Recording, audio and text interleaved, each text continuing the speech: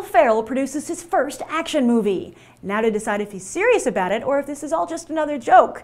You're watching Beyond the Trailer's review of Hansel and Gretel, Witch Hunters.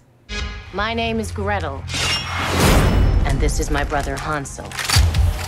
How do you best kill a witch? Cutting off her head tends to work. Hate that one.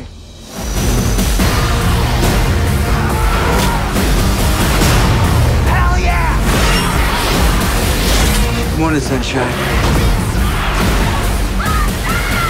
That's right, Hansel and Gretel Witch Hunters is the first action picture to come from Gary Sanchez Productions, the producing shingle from Will Ferrell and his longtime creative partner Adam McKay.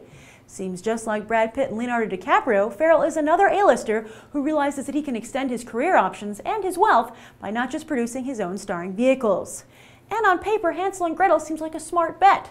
Fairy tales are super hot right now, a craze kicked off by Tim Burton's Alice in Wonderland, then followed by last year's 2 Snow White flicks, with not just Hansel and Gretel this year, but also Jack the Giant Slayer and The Great and Powerful Oz. But see, Alice had Johnny Depp, while the successful Snow White film featured Thor and Bella Swan. This year's crop of dark adult fairy tales are considerably lighter on the star power. Take Hansel and Gretel. Now, Paramount is sure that Jeremy Renner is going to be a movie star, but they just can't wait any longer for it to happen. They already delayed Hansel and Gretel by almost a year in the hopes of building on the Avengers and the Bourne Legacy. But while the Avengers is the third most successful film of all time, the Bourne Legacy is the second to least successful entry in its franchise. Then there's Gemma Arterton, who was supposed to hit the big time with Prince of Persia, only to see her sands of stardom slip through the cracks of the box office. And while Famke Janssen certainly has some degree of fanboy street cred, well, she's still waiting by the phone for the call to join X-Men Days of Future Past. Hasn't happened yet, while Hugh Jackman, Patrick Stewart, and Ian McKellen are already in talks or confirmed.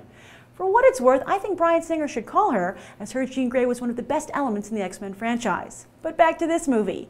At San Diego Comic-Con last year, I interviewed costume illustrator Philip Boutet about his work on Man of Steel, as well as this film, and he said the costume department went all out on the witch designs. And the film is directed by Tommy Wirkola, the Norwegian filmmaker behind the cult hit zombie movie Dead Snow, which was a comedy. So maybe the joke about Hansel and Gretel Witch Hunters is that it's actually good. Let's go find out. So is this movie good, bad, or so bad it's good? I think the last one's pretty bad, but it's also pretty good. Somewhere in the middle. It's actually surprisingly good. It's damn good. Ooh, what was good about it? It's a lot of action in it, and the brother and the sister is great. Almost good. Like, they had moments. I mean, there were some really cheesy and really stupid things, but they knew that, so sometimes they played against it, which went well. It advertised itself to be what it is, so just a fun, ridiculous fairy tale. What made you want to see it today? Just for the fact that it's a novelty. Oh, yeah? You know, it's like Hansel and Gretel. I don't even know what the real story is. We're culinary school, and had to get out of the kitchen today, so. Did you learn how to serve up some witches? Absolutely. Great CG, great 3D, horrible story from me. It was kind of corny, Okay. but it was a lot of action. Oh, how were the action sequences? Oh yeah, great stunts and you know, the flying around with the witches and stuff. It was pretty original, you know. So I kind of enjoyed that because you don't know what's coming next. How's Jeremy Renner? Do you think this is a good career move for him to make a movie like this? Yeah, it was good. It was a new ingredient for him. It's always a good move for Jeremy Renner, always. Why not? He looked great. He was great. They were all good. I think almost every good actor has one movie that he regrets. This is all right to pay the rent once in a while, you know. You make a movie like this, but if you really want to be serious, you know, leave these alone. After the Bourne Legacy, I think this isn't entirely a good follow-up because, you know, oh well. The Avengers 2 is coming out, so. He's good. Yeah, he's good. Who has better aim, Hawkeye or Hansel? Hawkeye. Yeah. That's his thing. I was making a joke about that actually with my sister. I was like, he shouldn't be missing. He's Hawkeye. That's right. What would you say to someone who is like on the fence?